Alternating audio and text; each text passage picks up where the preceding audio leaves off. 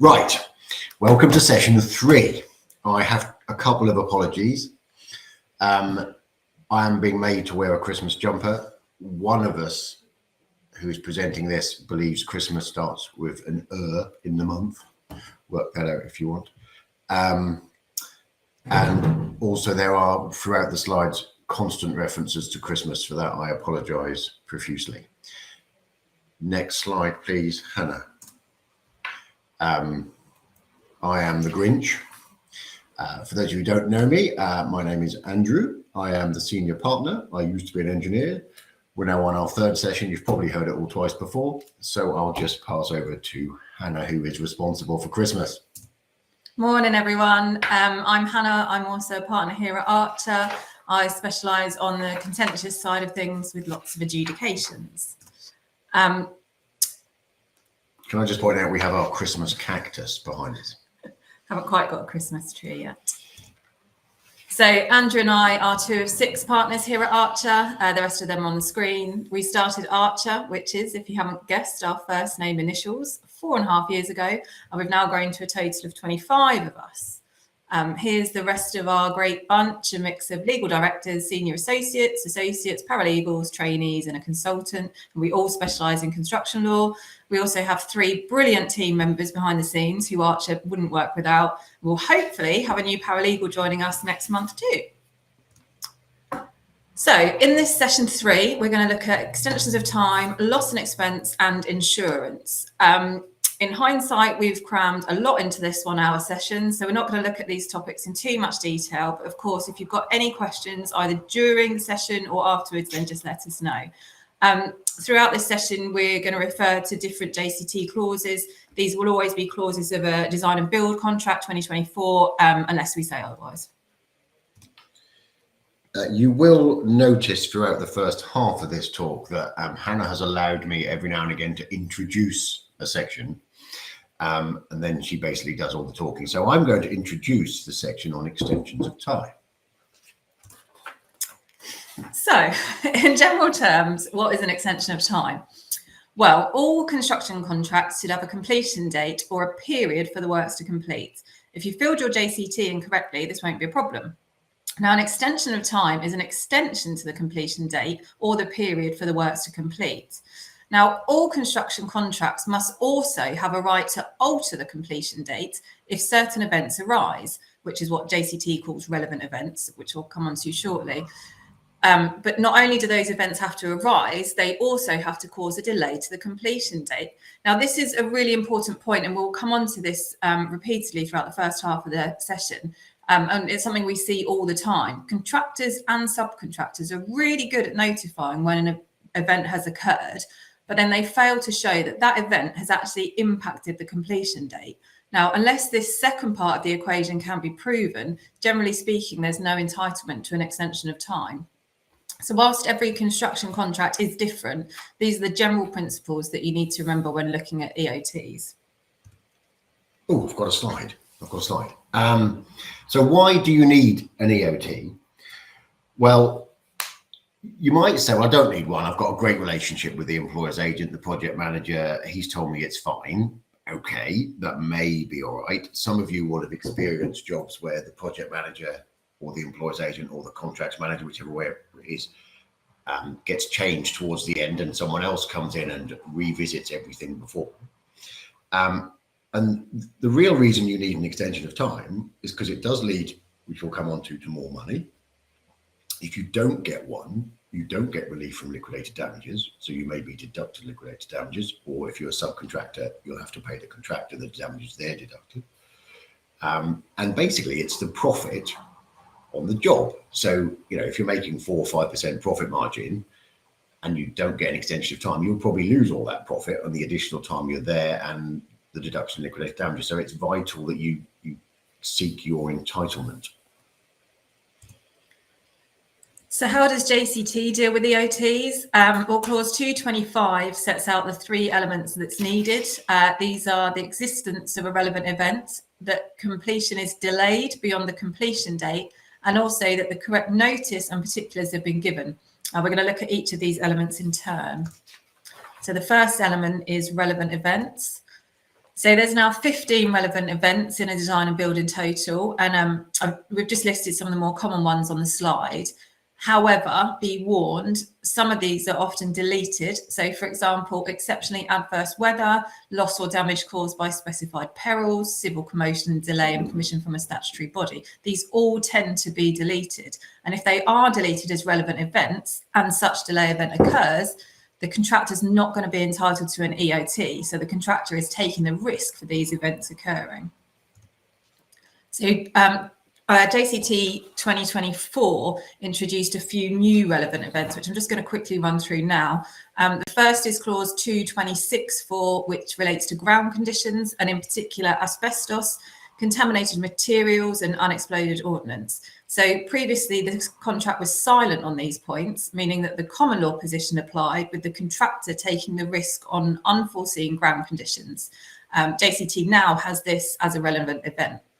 So the entitlement to additional time under 226.4 is only going to apply to the extent that the ground conditions are unforeseeable.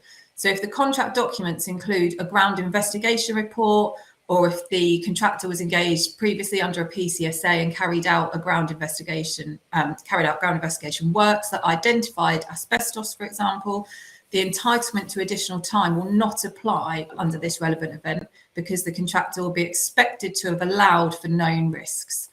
Unsurprisingly, the contractor will also not be entitled to claim where the contamination is caused by itself or its subcontractors. This is an area where JCT tends to be amended.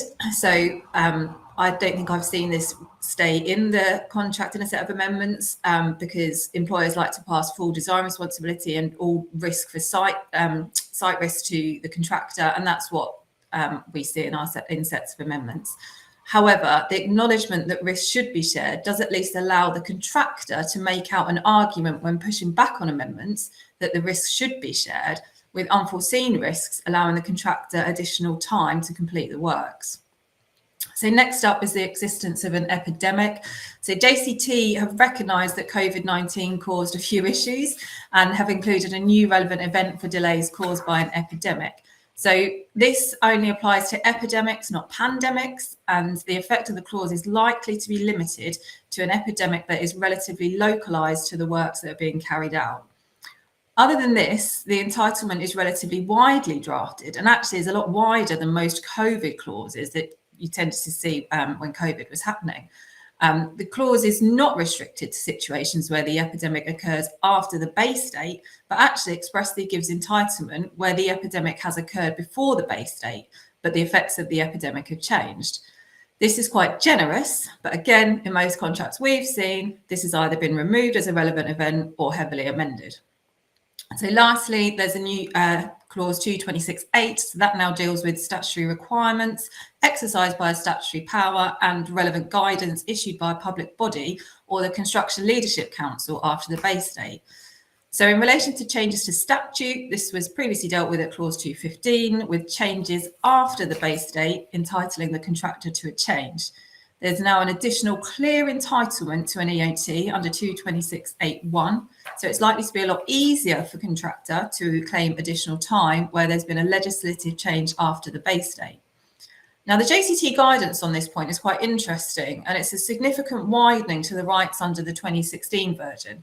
So the fact that the Construction Leadership Council is expressly referenced by JCT indicates that this is likely a response to the importance of the guidance issued during the COVID-19 pandemic, and clarifies that delays caused by such guidance will entitle the contractor to additional time.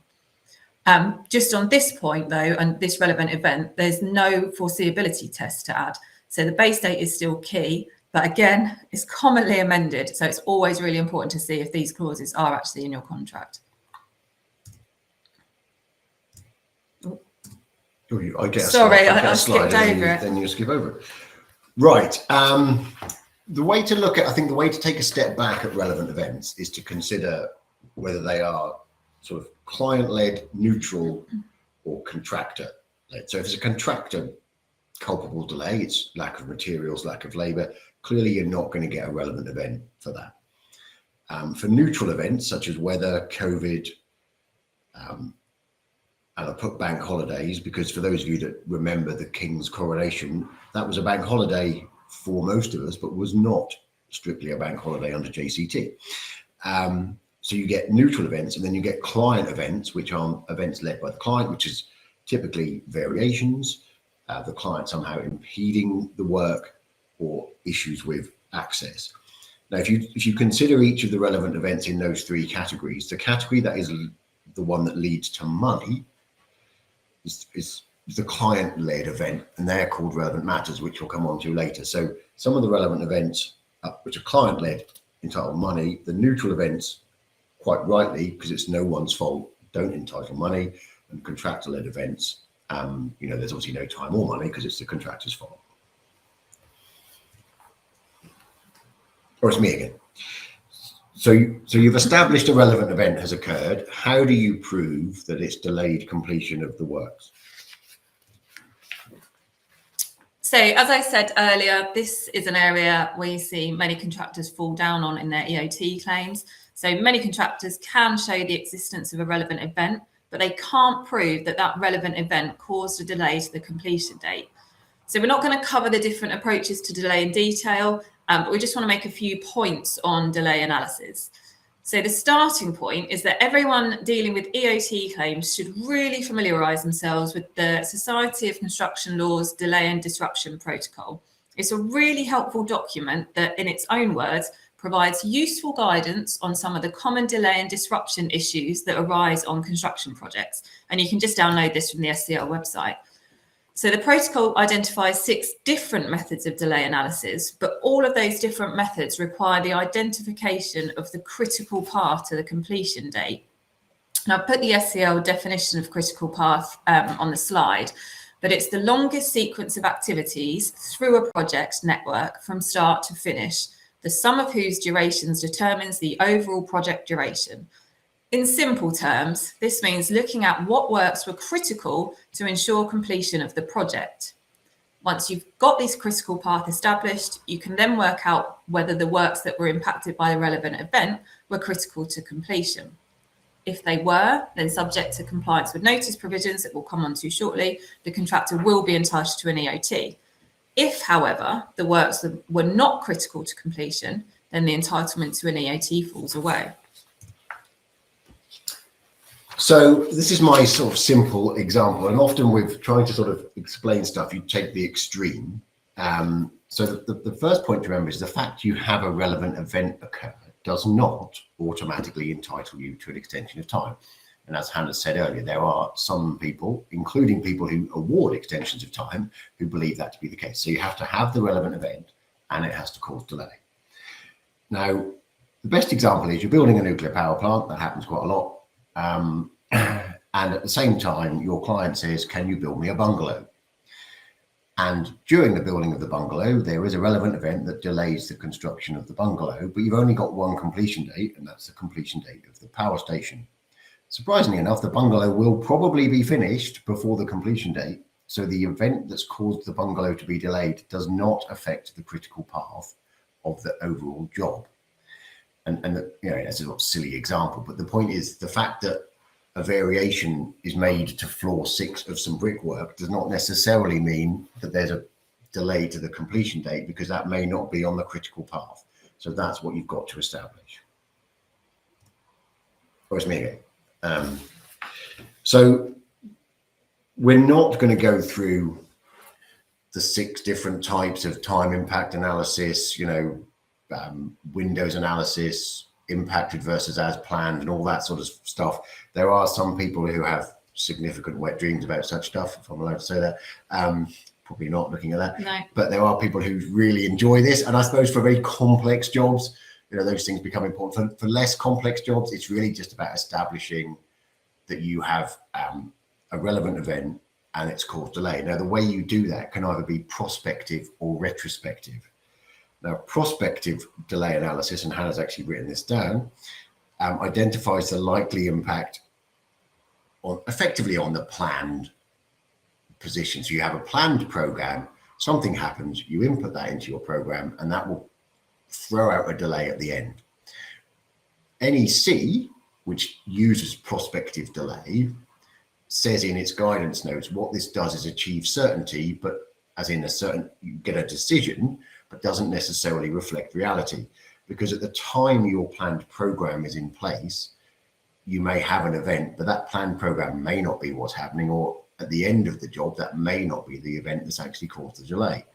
So NEC, which isn't really what we're talking about here, uses a prospective analysis. A retrospective analysis basically looks at what did happen, looks at what actually caused the impact on the critical path, and you get an extension of time if they are client events or neutral events.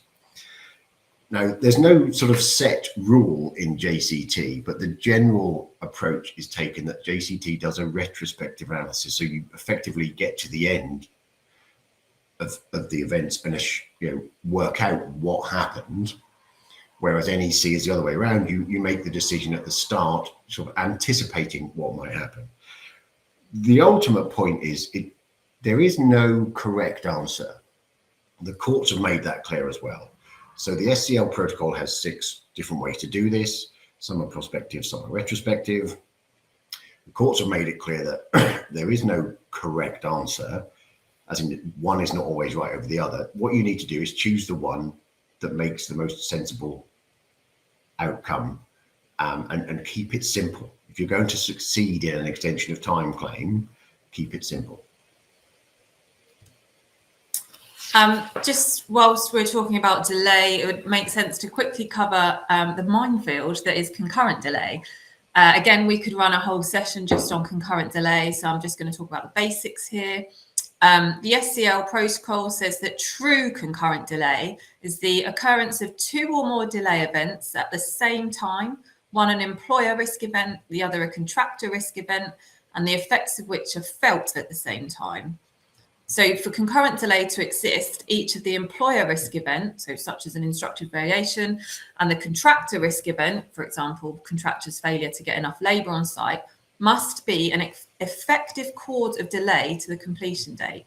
So what this means is that both relevant events must impact the critical path. So true concurrent delay is actually really rare. It's not often that 2 delay events will occur at exactly the same time and have exactly the same effect on completion. So the SCL protocol recognises this and says that a more common use of the term concurrent delay relates to a situation where 2 or more delay events arise at the same time, but the delay events arise at slightly different times, but the effects of them are felt at the same time. So the courts have emphasised that when seeking to establish concurrent delay, the contractor must prove that the employer risk event had actually caused delay to the progress of the works. They can't just say that, oh, this event could theoretically have caused a delay. So unless the contractor can prove this, the courts will not find that there's been concurrent delay. So if it can be established that concurrent delay exists, the common law position is that the contractor is entitled to an extension of time, meaning the employer can't deduct liquidated damages, but the contractor is not entitled to loss and expense for that period. So this, in effect, makes the position neutral. However, the common law position is often amended by crafty lawyers acting for employers. So if concurrent delay does occur, the wording will say that this doesn't entitle the contractor to an extension of time nor any loss and expense. So just keep an eye out for that. But the common law position is that you get time but not money if concurrent delay is in place. And I should say, before we come on to notification, that these talks are the basics.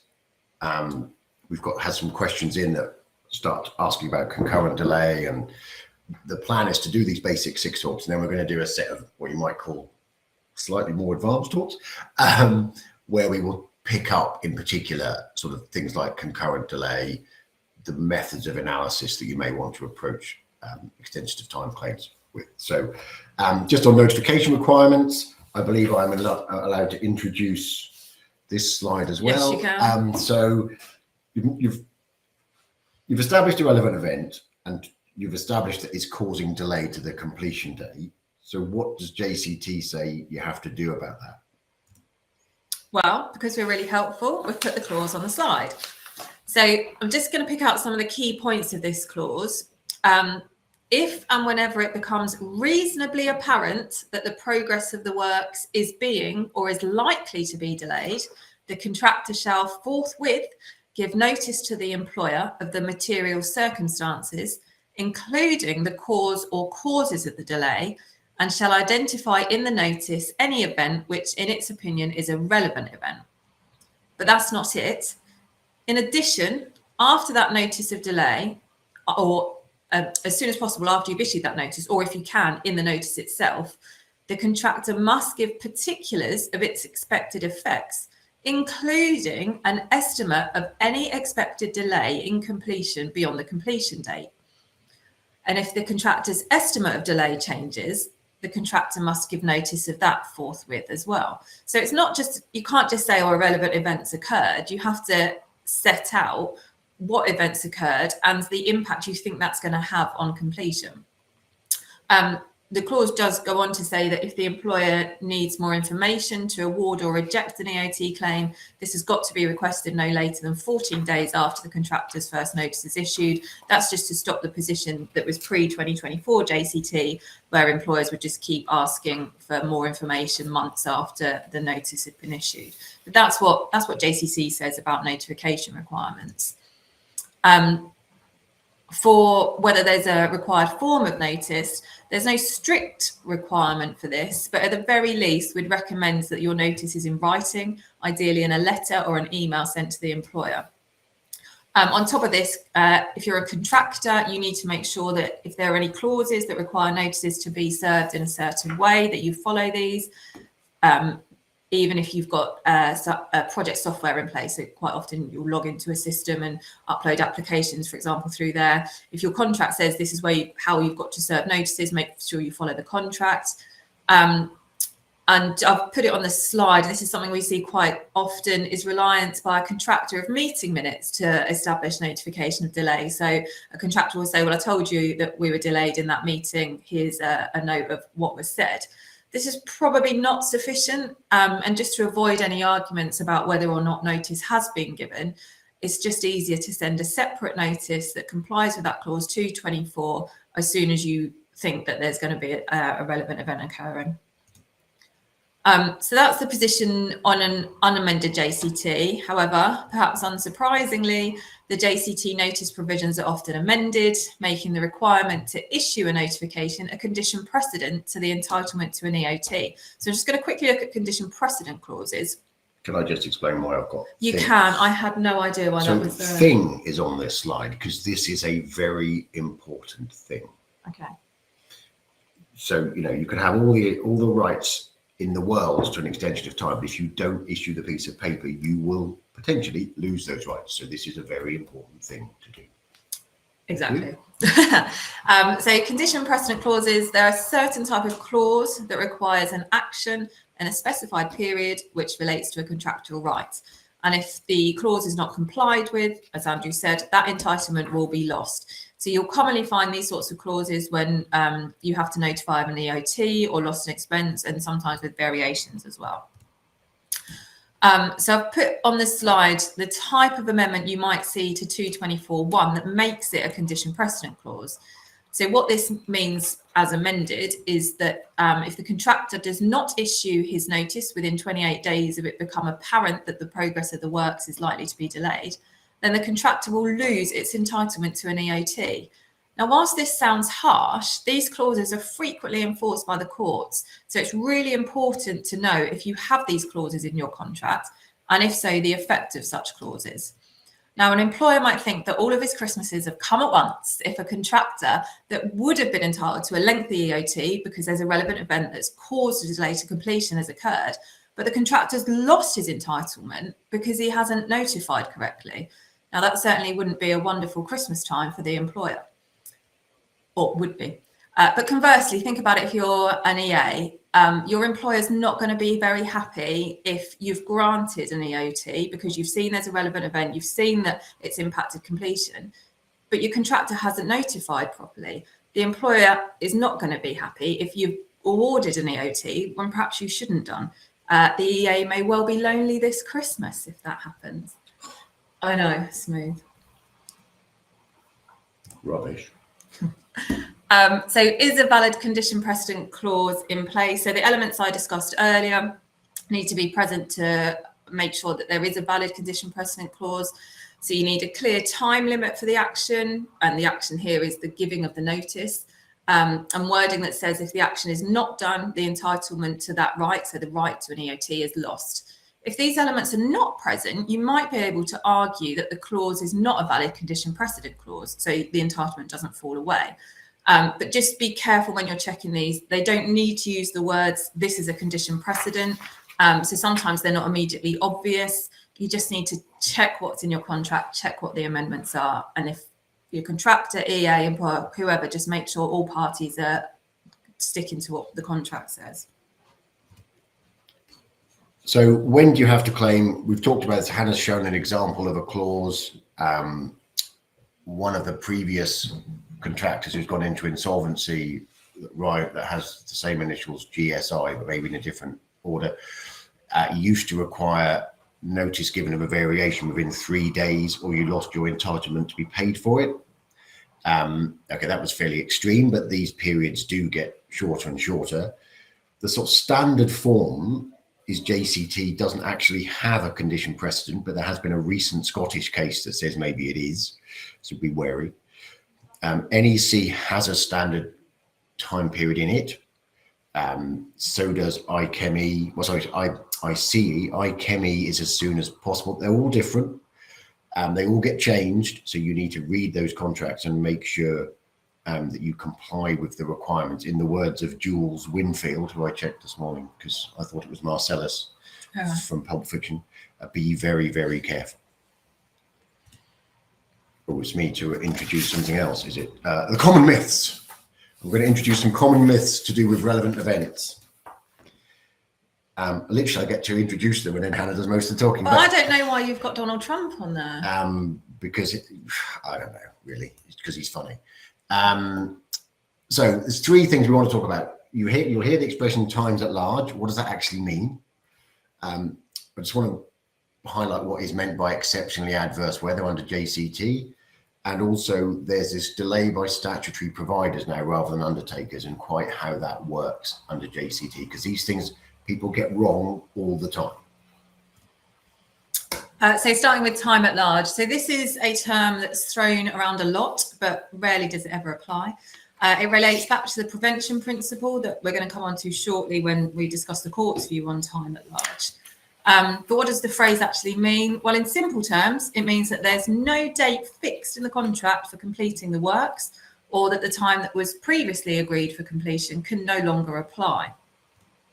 It's perhaps easier to look at when time is not at large before looking at when it is at large.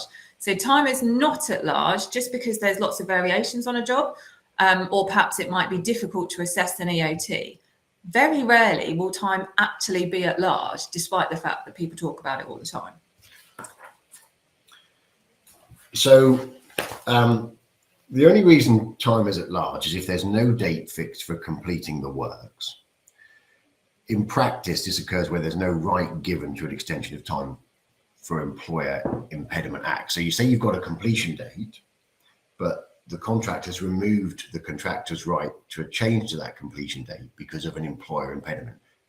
You can't have that because the employer is benefiting from their own breach, and that's essentially a breach of the prevention principle. Now, each of NEC, JCT, and most other standard forms have a provision in it that says you're entitled to a relevant event if the employer is guilty of impediment, breach, default. You do occasionally see people take those out. That is not good for them because time will then be at large because there's no right for you to have an extension of time. Now, it's just worth quoting what Mr. Justice Jackson said in a case, is the construction point turns upon the operation of the prevention principle in the context of the present subcontract. Don't worry about that. The essence of the prevention principle is that the promisee cannot insist upon the performance of an obligation which he has prevented the promisor from performing. In English, the employer can't say you've got to finish on time when the employer has stopped the contractor finishing on time. He then went on to say, in the field of construction law, one consequence of the prevention principle is that the employer cannot hold the contractor to a specified completion date if the employer has by act or omission prevented the contractor from completing by that date. Instead, time becomes at large and the obligation to complete by the specified date is replaced by an implied obligation to complete within a reasonable time. The same principle as applies between main contractor and subcontractor. So what he's effectively saying is you have to have a mechanism entitling you to a change to the completion date, otherwise time will be at large. And you more often than not see these in bespoke terms where people don't have that, thinking it's really clever not to give the other side a right to an extension of time. And in practice, what they're doing is making their terms non-compliant. So what if time is at large? The works need to be completed in a reasonable time, so the completion date effectively gets thrown away. There is no right to liquidated damages because there is no completion date. There is a right to general damages still, so if you can still prove a loss. But the real issue here is the burden of proof shifts to the employer, so the party who is not doing the work. They have to prove that the other party has not finished in a reasonable time, unlike the other way around, where the contractor has to prove they're entitled to an extension of time. So there's a real reason why, if time is at large, it's a really difficult issue for the employer. Right, I'm just going to move on to exceptionally adverse weather. I'm going to tell a very brief story. So I went for a run a long time ago, and Jon Snow lives in Suffolk. And for those of you that ever watched Game of Thrones, I did run past him, and I was so tempted to go, "Good morning, Mr. Bastard. Winter's coming," and instead just smiled and said hi. Anyway, that's completely random, and it's actually not Jon Snow on the picture. So exceptionally adverse weather is one of these things used by architects and contract administrators to grant extensions of time. But the truth is there are very few events that amount to exceptionally adverse weather. It is not exceptional for there to be, for it to be windy in January. It is not exceptional for it to rain a lot in August. This may cause delay to the works, but are we really saying snow in April is an exceptional event? Now, JCT doesn't tell you what exceptional means, but exceptional is stuff that is pretty exceptional, and therefore it being windy and you can't use your crane in October is not exceptional. The difference with other forms is they then, an NEC in particular, tend to define what is meant by exceptional and you use a 1 in 10 year event. I think the problem we have at the moment is that 1 in 10 year events occur every week. And so they aren't necessarily more helpful either. But exceptionally adverse weather is what it says. It's exceptionally adverse. It's not weather that makes it impossible for you to do your work. The weather has to be exceptional before it becomes a relevant event. So I'm just going to talk about delay by statutory providers. First point is JCT 2024 has changed the definition of what was previously statutory undertakers, and it's now statutory providers, but the principle remains the same. So the relevant event is the carrying out by a statutory provider of work in pursuance of its statutory obligations. So that is the relevant event, and that's really important, as I'm going to come on to. So there's some questions that you need to ask. Firstly, is the party actually a statutory provider? So with the deregulation of utilities industries, does the party causing the delay fall under that definition of statutory provider? Secondly, who was the party that contracted with the statutory provider? Was it the employer or was it the contractor? And thirdly, what is the work the statutory provider is carrying out? Is it pursuant to a contract or simply by virtue of its statutory powers? So, for example, under the Water Industry Act or the Electricity Act. Now, these are really important questions to remember and to keep in mind when we talk about what the case law says. So the first case on the slide, this was the Henry Boot case. So Henry Boot were constructing a housing estate for the Central Lancashire Newtown Development Corporation. So it was held that where a statutory undertaker was carrying out work pursuant to a contract, it was not covered by the statutory undertaker relevant event clause. This is because the works were being carried out were under a contract and they were not in pursuance of its statutory obligations. So the best way to look at this is to look at take Anglia Water as an example. So they have a statutory right to come on the land and do work by virtue of their statutory powers, if there's a blocked pipe, for example. However, any work they do under a contract, which 99% of its work will be under a contract, is not pursuant to its statutory obligations. So if you get in touch with Anglian Water because you need to lay some pipes, you need to make sure that they're connected, that's for a new development, that's under a contract, that's not under their statutory obligations. So actually the relevant event for statutory providers, as they now are, is extremely limited. So what the judge said in the Henry Boot case is that it simply boils down to who is responsible for carrying out the works, the employer or the contractor. Whichever party it is takes the risk for any delay by a statutory provider, but it's got to be a statutory provider carrying out works that it's statutorily obliged to do. So the more recent case, which is on the slide, considered if following the deregulation of the utilities industries, does the party amount to an employer's person or a statutory undertaker? So the court made clear in its opinion that a party performing a function that's equivalent to a statutory undertaker should be seen as a statutory undertaker, which means Henry Boot remains good law.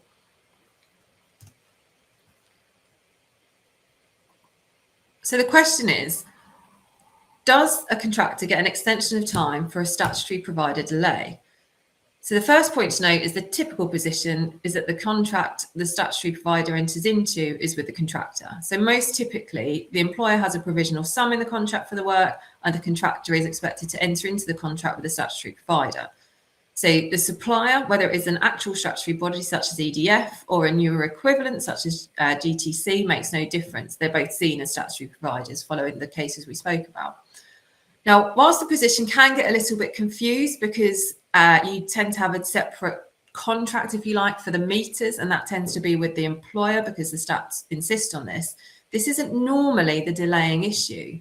So in practice, if the contractor employs a statutory provider and it takes the risk, it will take the risk of the delay, this will not be an EOT, but it can be messy. But the key to take away from this is that it can only, the relevant event can only kick in if it is a statutory provider carrying out statutory obligations, not if they're doing it under a contract. So there are the common myths sorted. We're now moving on to loss and expense. Oh, it's me. Sorry, I have put myself on a lot of slides. So going back to basics first, what is loss and expense? Well, JCT says that if the contractor incurs or is likely to incur any direct loss and expense as a result of any deferment of giving possession of the site, or because regular progress of the works has been or is likely to be materially affected by a relevant matter, then the contractor is entitled to reimbursement of that loss and expense. So similar to EOTs, there's three elements that need to be satisfied for a contractor to be entitled to be reimbursed its loss and expense. So firstly, the requirement that you either have the deferment of giving possession of the site or that a relevant matter has occurred that materially affects the progress of the works. Secondly, there needs to be direct loss and expense that the contractor incurs or will incur.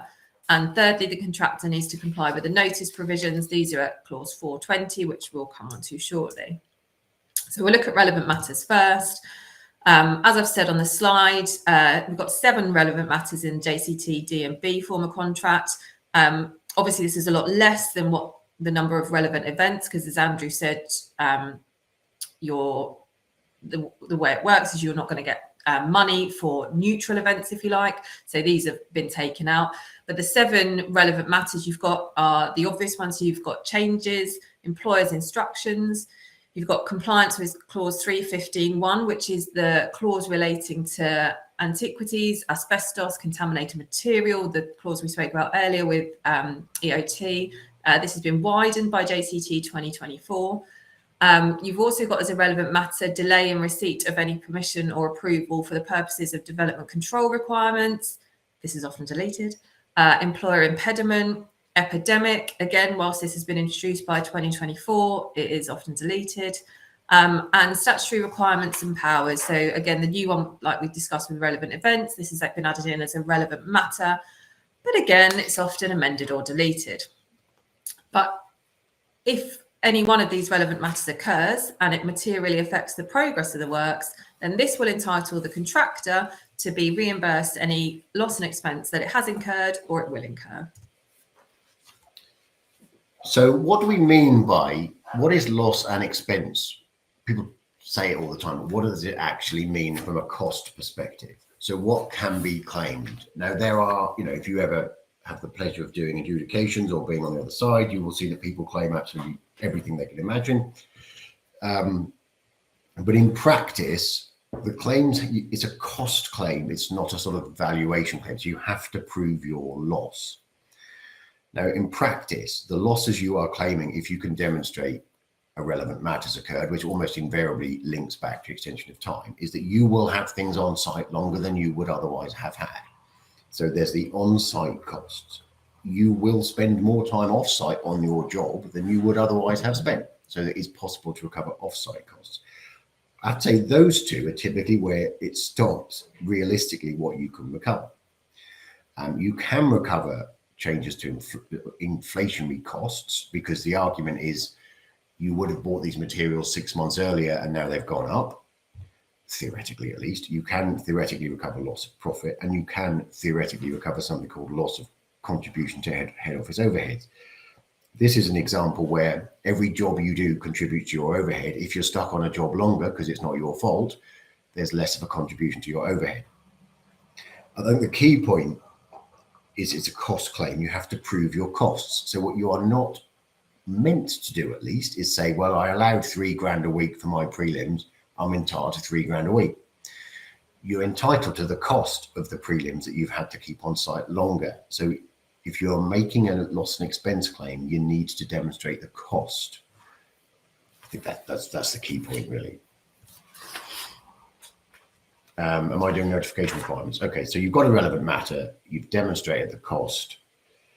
You now need to do the notification side of it, which Hannah's now going to talk about again. Oh, yes, sorry. So I've put on the slide the notification requirements for loss and expense. They are similar to the EOT requirements. The notification needs to be given by the contractor as soon as the likely effect of a relevant matter on regular progress or the likely nature and extent of any loss and expense becomes or should have become reasonably apparent. So the notice needs to either give with it or soon after you give the notice, the contractor's initial assessment of the loss and expense incurred and any further amounts that are likely to be incurred. Contractor then needs to update that assessment monthly. The employer then assesses the amount within 28 days of the original assessment and then within 14 days of each subsequent update. So again, it's not enough just to say, oh, a relevant matter's occurred, this is going to cost more money. You've got to be able to give an assessment of how much money that is. And if that increases, then you update it every month. As we discussed with EOTs, however, beware, because this clause, again, is very commonly amended to make the giving of the notice a condition precedent to the contractor's entitlement to be able to be paid loss and expense. So if this is the case and the contractor doesn't notify correctly, it's not going to be entitled to be reimbursed the loss and expense from the employer, even if there's a clear relevant matter in play. Now, that could be a lot of money. There could be a clear relevant matter that the contractor can prove that they've suffered loss and expense for, but because they haven't issued the notice correctly, they're not entitled to that money. So the same principles that we discussed earlier apply here. Make sure you know what the notification clause says. And if you're a contractor, particularly, make sure you're complying with your obligations. But on the flip of that, if you're an employer's agent, contract administrator, make sure you know what's in there, because you don't want to be paying out loss and expense if actually you don't have to because the contractor hasn't notified correctly. Our last part of this session, and hopefully you're still with us, is on insurance. And you'll be pleased to know I do very little of this and Andrew does a lot of it. Although I say that, you get I know, I get the first one. So why do parties obtain insurance for construction works? So the first one is perhaps obvious: to protect a party from problems that can arise both during and after a project. So in construction contracts in particular, the parties are really concerned with the allocation of risk. So depending on what risk the party gets allocated, they're probably going to want to take out insurance to cover that risk in case it does occur. So you may also have one party insisting that the other party takes out a specific policy because the other party might have a concern that something may actually go wrong. Now, there are some parties that choose to self-insure. It's a bit of an odd term, but effectively means that that party chooses not to insure against a risk. And if that risk happens, they'll just pay for the effect themselves. So local authorities, for example, they're more likely to self-insure. Just should note here that not everything can be insured. So there is no policy that covers poor workmanship. So if you have got poor workmanship, you're going to have to pay out for any effects of that yourselves. So what sort of insurances does JCT refer to? So this is my smorgasbord, and it refers to employer's liability, public liability, which I'll come on to all of these, non-negligent insurance, professional indemnity insurance. It's also one called MUI, which is made up insurance. That was just to get some of you guessing what it was. And also contractors all risk, although now I think it's just called all risks insurance. So the plan is just to run through each of these types of insurance. Obviously, we're going to focus on the all risks because that's the complicated one. JCT clauses that deal with these, 6.1 and 6.2 are the ones which deal with effectively third-party liability, so damage to humans, third parties, or damage to property. Now, the public liability, third-party liability, damage to property means the property that is not property you're building or part of the building. So it's talking about properties, you know, adjacent to and stuff. The non-negligent insurance is where you are typically digging into the ground beside another building, which we'll come on to explain. And for those of you of a certain age, remember that as 2121 insurance. Professional indemnity insurance, we're going to talk about that, covers negligence, typically from designers. We're going to mention the joint fire code because that is important. It's not an insurance thing, but it links to insurance. And then I'm going to talk about contractors all risk and the different options. So first up, we have employer's liability insurance, or EL. This protects the party against liability for injury or disease to its employees arising out of their employment. UK law requires most employers to maintain employer's liability insurance anyway. So really specific provisions relating to employer's liability insurance are unnecessary in UK construction contracts because it's mandatory, but it is expressly mentioned in JCT. And as I've talked about public liability and third-party liability insurance, so it covers death or personal injury to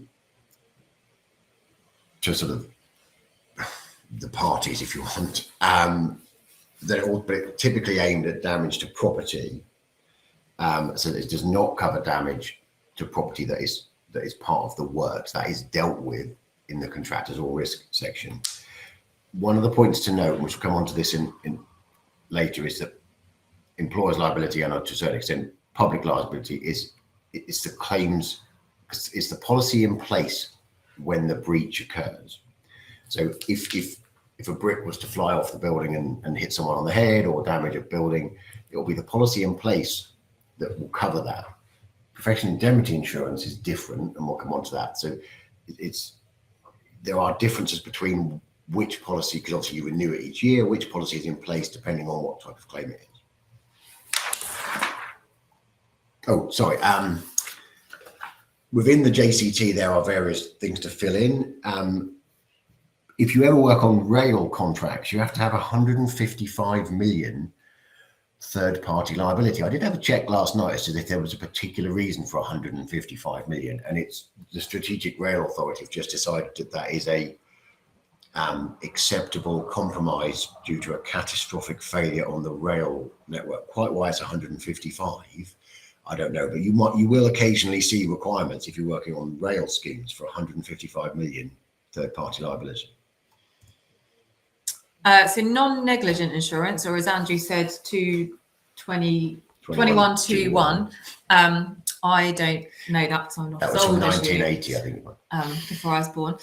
So this is insurance for unexpected damage to nearby properties during construction, even if the contractor or other professionals aren't to blame for this. So it's often required where works are being carried out near other buildings, so particularly with basement works or excavations, and it covers specific damage caused by the construction. So the insurance policy is usually purchased by the contractor on behalf of the employer because the contractor's annual public liability policy is better suited to providing this indemnity. Some insurers will endorse the contractor's annual policy, whereas others will require an entirely separate non-negligent policy alongside the contractor's own public liability insurance. So you have to consider whether this type of insurance is necessary. If it is, this should be filled in the contract particulars in a JCT, and if it is filled in, clause 651 will apply to the works. I should make clear there's a misunderstanding. I've had one of our clients is a fit-out contractor, and the employer the employer's project manager insisted on 651 insurance. That's not right, is it? Because it's when you're building, it's the building next door you're protecting. If it's a fit out, that's not going to happen. So there can be a bit of a misunderstanding with this. It's only relating to damage caused to the building next door through no fault of your building the way you're doing it. So that's that. Professional indemnity insurance. Now this is to do with professional negligence. Typically it relates to designers, but also relates to contractors who take on design liability, relates to subcontractors, relates to the specification of materials, relates to any sort of services. So that's what it covers. It's particularly important because JCT, contractors all risk, or some of the policies that Hannah's going to speak to right at the end, don't cover PI. So PI is always sort of separate from everything else. And the big difference of the professional indemnity insurance policy is on a claims made basis. So it's the policy in place when you make the claim. Now, this is particularly important, or has become particularly important, for cladding claims, because at the time designers got the cladding wrong, they didn't have an exclusion for cladding.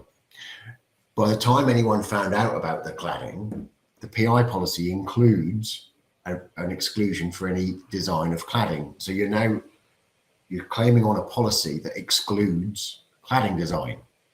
So the fact is, it's the policy in place when you make the claim is vitally important, and to understand that if your breach occurs 5 years ago, it's not that policy that's relevant, it's the policy you have in place at the time. Typically, you're required to maintain these for 12 to 15 years, particularly 15 years now because of the change in the law.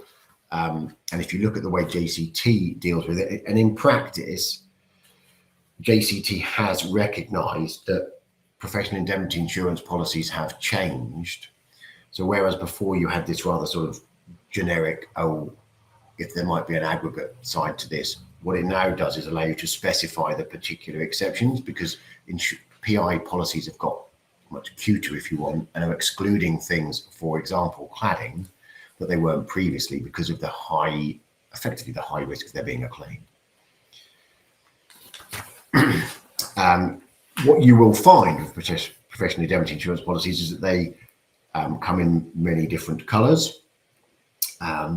So the current market tends to dictate what is in place. So after Grenfell, lots of policies became aggregate policies. So you could only claim a particular sum of money per year, irrespective of how many jobs.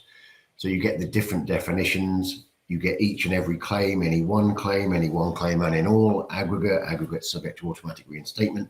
They essentially either mean that each claim has a cap of, say, 5 million, or the whole lot per year has a cap of 5 million. Clearly, depending on which type of job you're doing, the employer will want a level appropriate, and they will want potentially not an aggregate policy. So as Andrew said, strictly the joint fire code is not a policy, but we're going to talk about it anyway because it ties in with the insurance policies. So when we're talking about the joint fire code, we mean the joint code of practice on the protection from fire of construction sites and buildings undergoing renovation, which is published by the Construction Industry Publications Limited and the Fire Protection Association. So the code was first published in 1992, and then there's been various editions since then.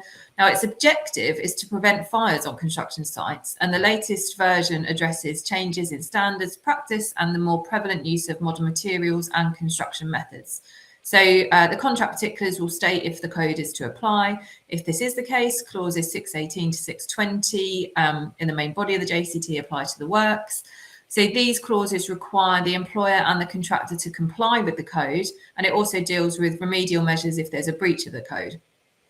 Clause 620 also deals with if there's an amendment or revision to the code, which party bears the cost of this. So generally, the code only applies to contracts that have a value of more than 2.5 million. And then if there is a large project, this is a project with a value of over 20 million.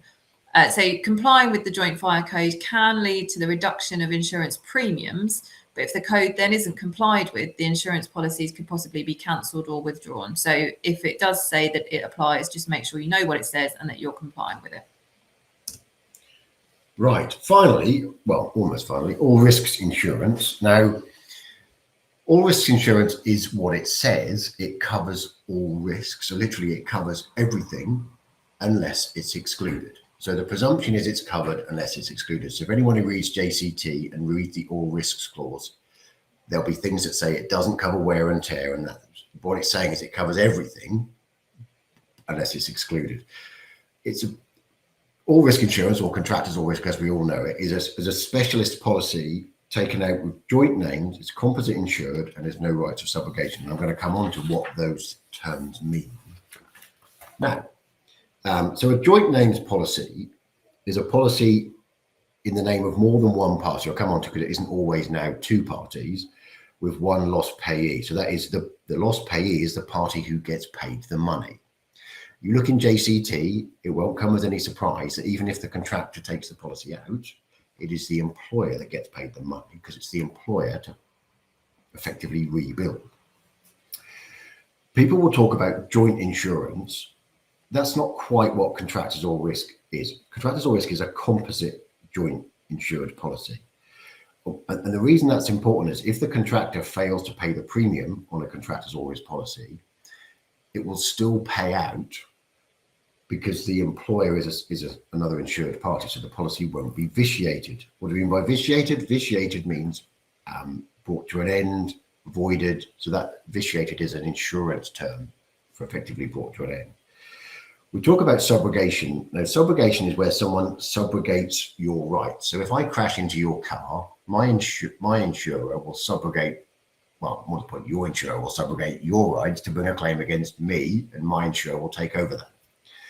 A JCT all risk policy has a waiver of subrogation. So what that means is if the contractor inadvertently burns down a building, it gets repaired and the insurer can't sue the contractor. That's the way it works. Now, what people will say, oh, I'm noted on the policy. Being noted on the policy is not enough. You need to be a joint composite insured. So we're not insurance specialists. We're not insurance brokers. We're not insurers, but obviously we deal with insurance in JCT quite a lot. You need to make sure that you've got the right insurance in place and all risks insurance covers the right terms under the contract.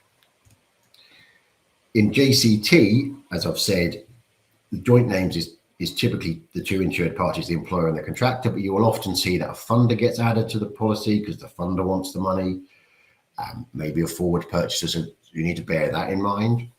It is a composite insured policy. There's no rights of subrogation, there's no rights of vitiation. It applies to all subcontractors. So if the subcontractor burns down the building, the insurer can't sue them either because the insurers waived their rights to bring a claim to subrogate someone else's rights.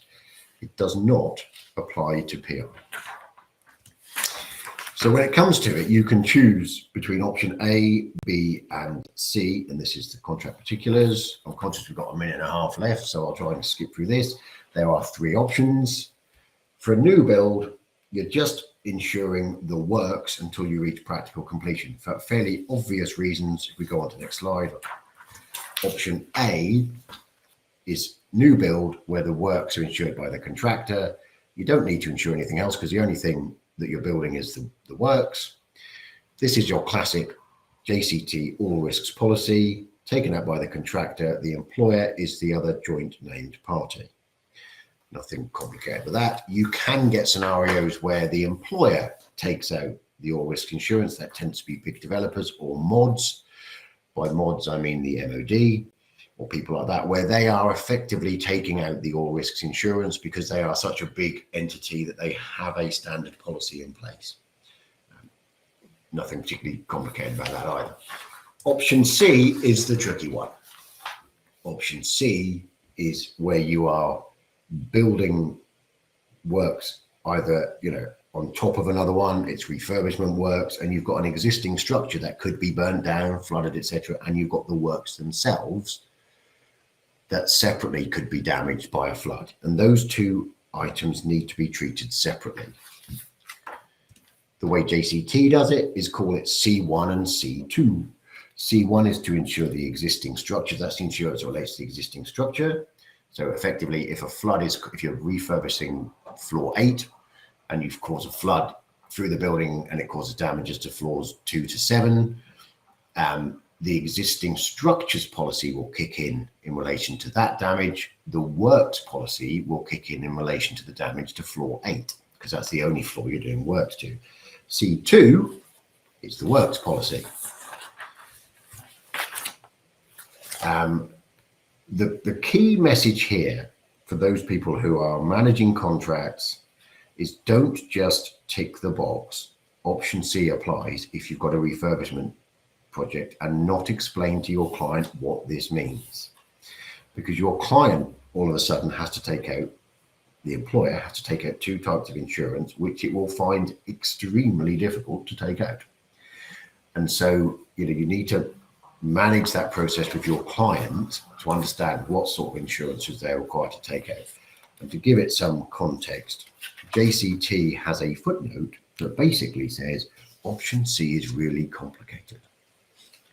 And it is really complicated. I work for a number of fit-out contractors, and every single job we have an issue with option C insurance because the employer fails to understand their contractual obligations as to what it means. So the biggest risk here is if you are advising the employer, contract administrator, employer's agent, be very careful about what you are advising on option C. It's tricky. You need to take proper insurance advice. Finally. Last one now. Some developers elect to maintain employers' controlled insurance policies, or ECIPs, for their projects. So this is basically a type of insurance program specifically designed for construction projects. So developers like this option as they believe it gives them greater control of the works insurance and better cover just in case the contractor falls into insolvency. So ECIP as a contractors or risk policy covers the employer, the contractor, its subcontractors and stakeholders, alongside additional elements such as public liability cover and delay in completion or consequential losses, which can be really important where the stakeholders are expecting a building by a certain date. Now, whilst this is really appealing to developers, so it's all in one place, it is not cheap. So you're looking to be spending quite a lot of money to get this in place. And that is the end. We have overrun, so we've had some questions. I don't think we'll deal with them now. What we'll do is we'll send around the slides and we'll send around the questions that have been asked and the answers to them. And we'll get that sent round when the recording of this goes up on YouTube. Yeah, I like some of the questions. One of them quite interesting too. I can't help think they might be fact specific, albeit neutralized. So that's fine. Yeah, some interesting questions. What we've done before is we'll send around our answers to the questions so you can have it in one place. Our next session is session 4. That's not until January, hence the ridiculous need to wear Christmas jumpers today. So with that, we'll say farewell. And Merry Christmas.